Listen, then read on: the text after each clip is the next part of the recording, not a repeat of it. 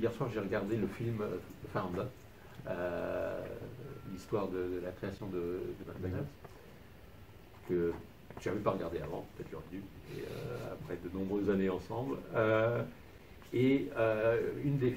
Un des moments qui m'a frappé, c'est quand il est en train d'expliquer son système la personne lui dit c'est quoi ça? Et il y a, je sais pas quoi ça servait, etc. Bah, ça sert à ça, oui, c'est génial. Et où est-ce que vous l'avez acheté? Je ne l'ai pas acheté, je l'ai fait.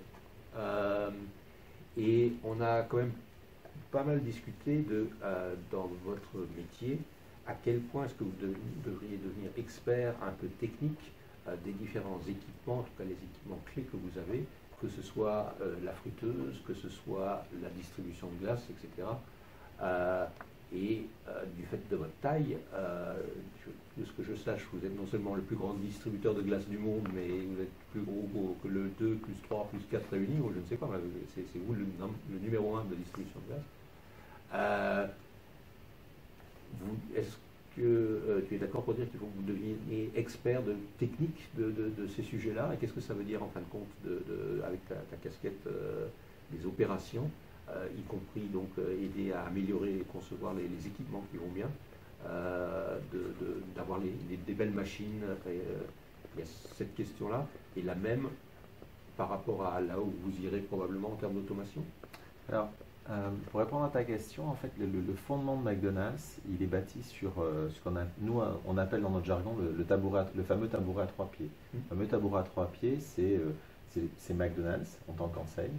C'est un réseau de franchisés, entre guillemets, qui opère une partie de nos restaurants et des fournisseurs qui travaillent tout ou partie, quasiment en exclusivité pour nous. Ça veut dire qu'ensemble, on doit aussi trouver tous des solutions qui nous permettent de continuer à répondre à la demande de nos consommateurs. Comme tu l'as cité, la demande, on va dire, au niveau, le marché, on va dire, la glace dans le monde est un marché relativement important. Et c'est un peu aussi, si tu as regardé le fondeur, donc c'est aussi les débuts de McDonald's, puisque le fondateur de McDonald's était simplement vendeur de multimixeurs au départ. Ouais. Donc ça a été un peu le démarrage, on va dire, de l'histoire. Ça veut dire que de cette manière-là, oui, il faut travailler de manière plus forte et on travaille de manière plus poussée, on va dire, avec nos fournisseurs pour devenir systématiquement, on va dire, des leaders sur des marchés en termes d'équipement, pousser l'industrie, on va dire, à aller dans un sens et changer aussi peut-être certains standards de l'industrie parce qu'on a cette puissance de feu-là, 34 000 restaurants dans le monde, évidemment, c'est une puissance de feu assez importante. Et donc du coup, oui, on travaille avec eux sur ces sujets d'amélioration de nos équipements, d'amélioration des process aussi, de nettoyage, d'entretien des équipements. Je voulais parler de ça, parce qu'on a raconté un peu l'histoire et avec une fierté légitime. Et c'est des choses que je raconte à mes autres clients industriels sans cesse. Ne pas seulement se préoccuper de la cadence d'une machine, elle peut me faire combien de glaces à la minute, etc.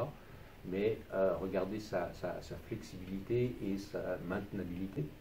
Et donc effectivement, c'est dans la nature d'une machine à glace avec du lait, etc. dedans, il faut la nettoyer.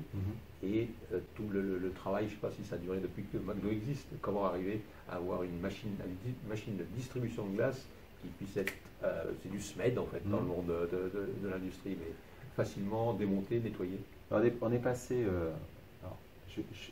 j'ai 30 ans de chez McDonald's. Moi, quand j'ai démarré, entre guillemets, pour nettoyer la machine à glace, on la nettoyait tous les soirs. Ouais. Et de la même manière, on passait 45 minutes à 1 heure, 1 heure et demie pour nettoyer la machine. Tous les soirs, dans tous les restaurants, la machine à glace était nettoyée. Et l'évolution, on va dire, des standards, le besoin aussi de travailler, comme tu disais, c'est pas uniquement travailler sur la capacité de la glace au moment où elle sert des glaces, c'est aussi travailler sur sa maintenance. Aujourd'hui, on a ces machines-là qui sont, on va dire, qui s'auto-nettoient tous les soirs, donc qui ne nécessitent pas un entretien ou l'intervention de l'humain pendant X jours.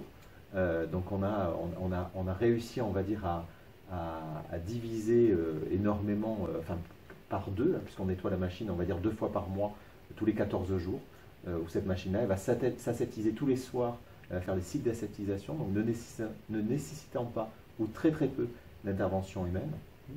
et ensuite on fait des ruptures de cycle, de ruptures de chaînes bactériennes, etc. Mais ça, c'est lié plutôt à notre activité de restaurant.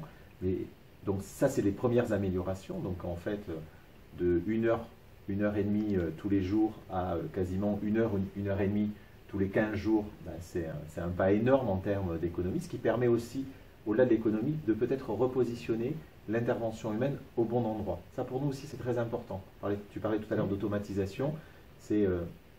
L'automatisation ne doit pas réduire, on va dire, le nombre de personnes qu'on va avoir sur le terrain. Elle doit simplement nous permettre de mettre les personnes où on en a le plus besoin, où elles ont une vraie plus-value.